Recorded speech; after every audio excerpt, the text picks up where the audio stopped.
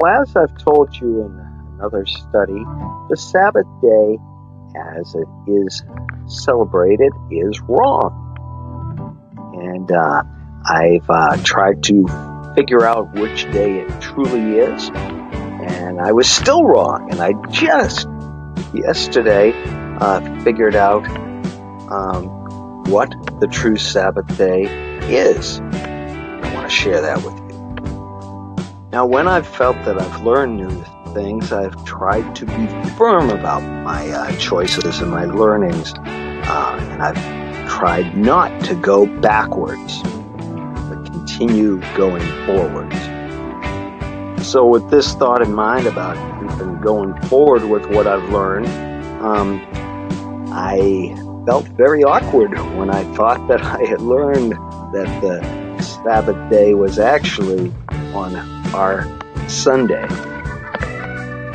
And so this is what I originally comprised, showing that the first day of the first month of God's calendar was actually the fifth day of creation, and that would have been on our Gregorian calendar, March 22nd. Thus, our Sabbath day is on March 24th, which on our Gregorian calendar would have been a Sunday. So that just shows that I thought the Sabbath was on a Sunday. And so I am publicly admitting my calendar, as it was comprised here just recently, was indeed one day off. And so the next question is, when then should we be celebrating the true Sabbath day on our Gregorian calendar? Now, Father tells us to remember the Sabbath, to keep it holy. 6 days shalt thou labor and do all thy work, but the seventh day is the Sabbath of the Lord thy God.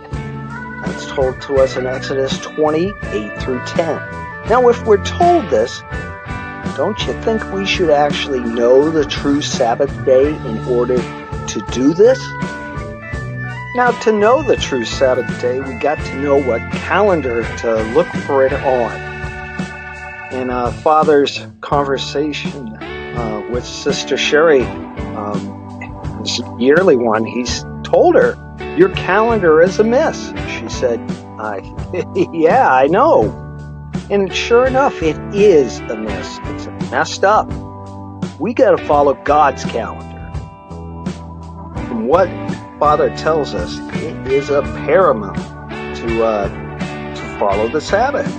In Jubilees 1:14, he tells us, and they will forget my law and all my commandments, and all my judgments.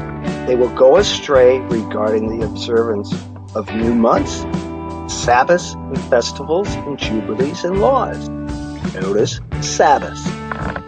And he further tells us in Jubilees 6:30 through 34 and 37, all the days of the commandment will be 2 and 50 weeks of days, and these will make the entire year complete.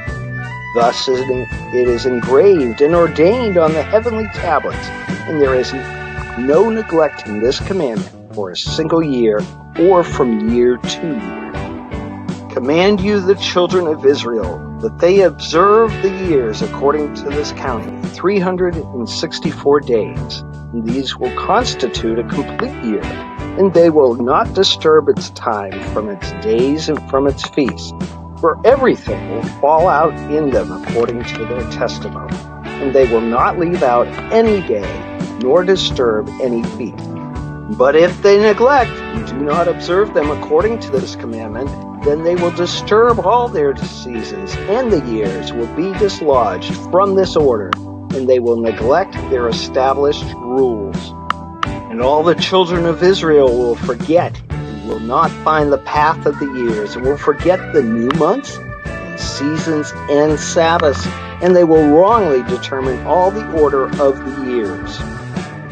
Finally, he tells us, for this reason the years will come upon them when they disturb, misinterpret the order, and make an abnormal day the day of testimony, and an unclean day a feast day, and they will confound all the days, the pure with the unclean, and the unclean day with the pure, for they will go wrong as to the months and Sabbaths and feasts, and jubilees. But don't you think we should start doing it right?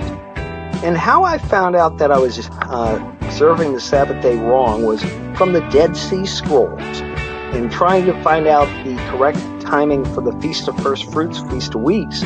I turned to the Dead Sea Scrolls and was able to find some specific days mentioned in the Dead Sea Scrolls for Sabbath days and place them on the calendar.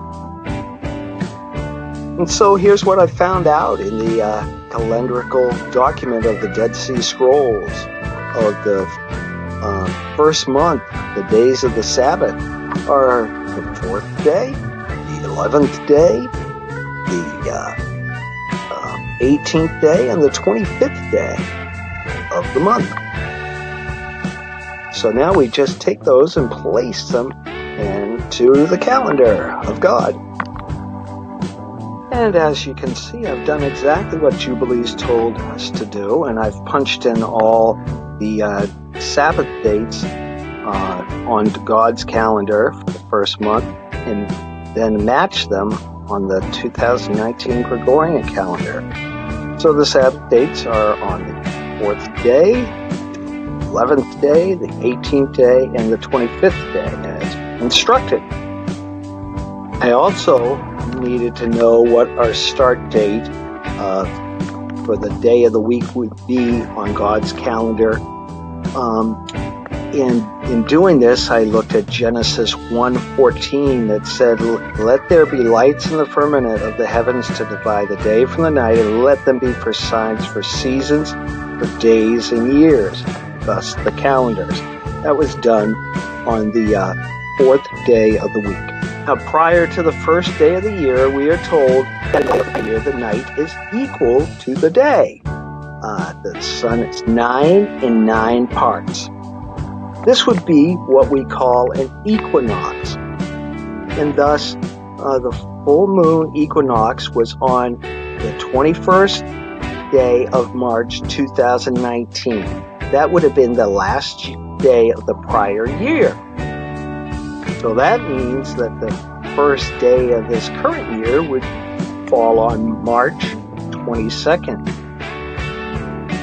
Now, in the prior slide, I showed that March 22nd was actually on a Friday.